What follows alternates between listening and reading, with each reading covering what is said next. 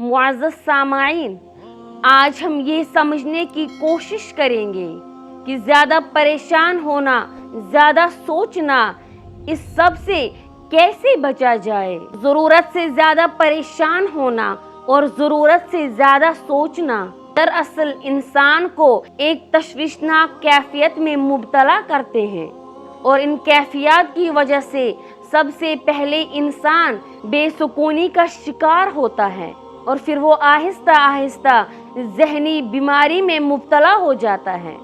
ज़्यादा सोचो विचार और परेशान कुन ख्यालात दरअसल सोच का ऐसा सिलसिला होता है जिसमें बुरे ख्यालात इंसान पर हावी होते हैं, और इंसान किसी भी बात पर सिर्फ बुरे पहलुओं पर ही बहुत ज़्यादा सोचो विचार शुरू करता है, हालांकि अभी उसका नतीजा सामने नहीं आया होता है।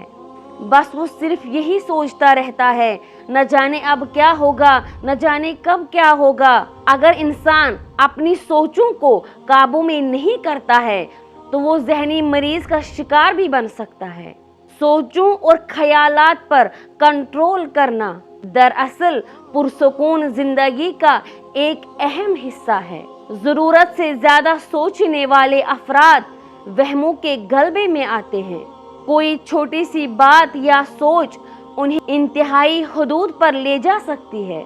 हमारी तरफ या हम पर बराह रास्त असर अंदाज होने वाले वाक़यात हमेशा वैसे रोनमा नहीं होते हैं जैसे हमारा दिमाग कुछ भी सोच लेता है। बहुत ज़्यादा सोचने वाले अफराद पर ऐसी कैफियत तारी हो जाती है कि उनका हकीकी दुनिया से कोई भी राबता नहीं होता है।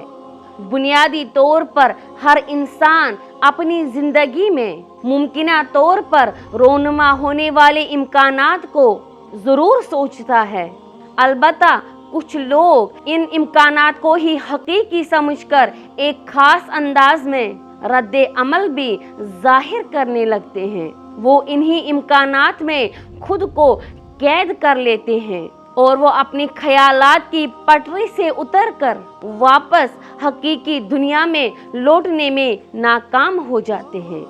इसलिए हमें ज़्यादा परेशान नहीं होना चाहिए और किसी भी मामले में हमें ज़्यादा सोचो विचार नहीं करना चाहिए और अपने अल्लाह पर तवक्कुल और भरोसा करना चाहिए और अपने हर मामले को अल्लाह के सुपुर्द करना चाहिए और सब्र और शुक्र के दामन को मजबूती के साथ पकड़कर अपनी ज़िंदगी गुजारनी चाहिए। आज के मौजू में बस इतना ही। मिलते हैं दोबारा किसी नए मौजू के साथ। तब तक के लिए अल्लाह हाफिज़।